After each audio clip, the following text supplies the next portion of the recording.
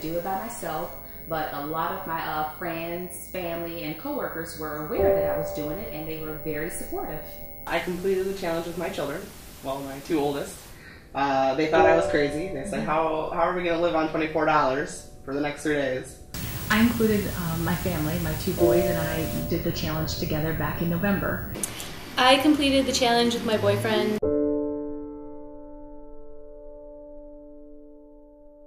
I did not plan out my meals.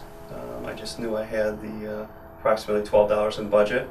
The fresh vegetables were out of my budget, so I went for the bananas and oranges first, and then from there bought some wheat bread, and then I looked at my sheet and it said beverages, and I quickly realized that I could not afford any juices or fruit drinks or sodas, so I knew quickly that I would be drinking water for the next 3 days.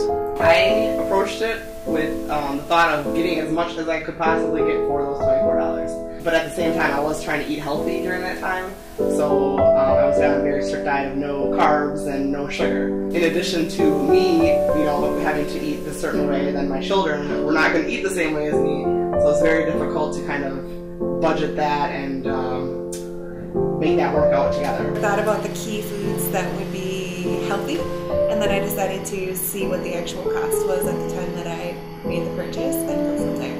My first outreach was to the Sharing Center, which is the local food pantry out here in western Kenosha County. Knowing the director, Sharon Pottsville, I used that as a link and as a resource. I took it very serious. I grew up on assistance for food, so I approached it in a way of taking away all of my resources. I did some planning. I actually did not have a lot of time to clip recipes, but for my meats, I knew I had to clip a coupon because that was just way too expensive. I had sat down to make a list of some of the things that I thought might be feasible, and I also clipped a few coupons, hoping that it would save us some money.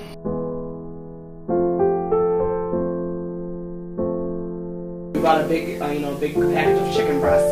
So basically, I had just my chicken with some spices on it, and then the kids had the chicken breasts, and they had mashed potatoes. So we didn't even have vegetables that night because, well, the vegetables have high sodium content, all that kind of stuff. They did have a can of fruit, but high sugar content. So that's something that I always was paying attention to. One of the meals for dinner, actually it was all 3 dinners that I had, was pasta and tomato sauce and some bread. And when I say pasta, it was just some basic shells, and tomato sauce that had no meat in it or anything like that.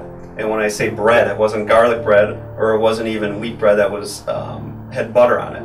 Because again, when I was shopping, I quickly realized that I could not even afford things like butter or the Parmesan cheese you put on your pasta. Could not afford that either. Fresh things that I had were bananas, 2 bananas, and some broccoli that I put in with the pasta sauce, or the tomatoes, and those were gone pretty quickly. One of the things I want to highlight, with this experience, I was not able to afford any fruit. The fruit was very expensive. One of my meals was potato chopped up with a can of green beans just poured into it until all the liquid cooked off. It was not very flavorful. It wasn't satisfying. I think if I had to rely on public transportation, the experience would have been extremely different. I think it would have been very difficult to even have the energy to haul all my food home because I live probably a mile from my closest grocery store.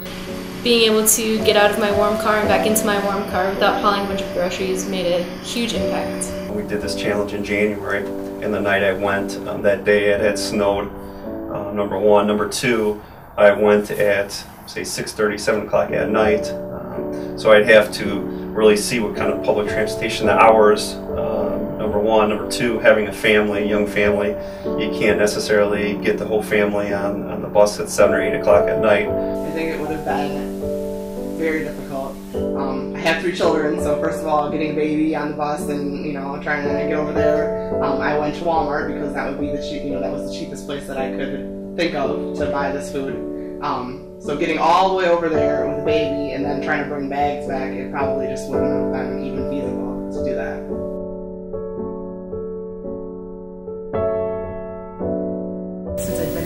participant now. I still want people who really need the program, who might have been temporarily laid off from a job or can't find work or have had a change of their family lifestyle, to have that program available for them. It makes me appreciate the people that are able to do it. It makes me appreciate the people in Kenosha County who contribute to the food pantries, who contribute to the Stump Out Hunger drive. It takes a toll on a person.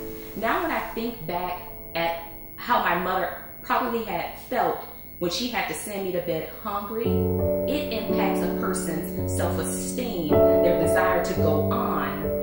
To go to bed hungry, to send your child to bed hungry, I can't imagine what she had to go through. I think that this experience has changed my perception of the supplemental nutrition program, because it really made me think about the fact that I was eating a lot of unhealthy things that didn't make me feel great throughout the day. It definitely made me realize the struggles being in the store and shopping. I had to pay very strict attention to my budget, which was very nerve-wracking. What really bothers me is that, working people, they get cut back so much, and then they don't, they're struggling to keep that balance, and they're struggling to get food and pay their bills, and it's just so hard.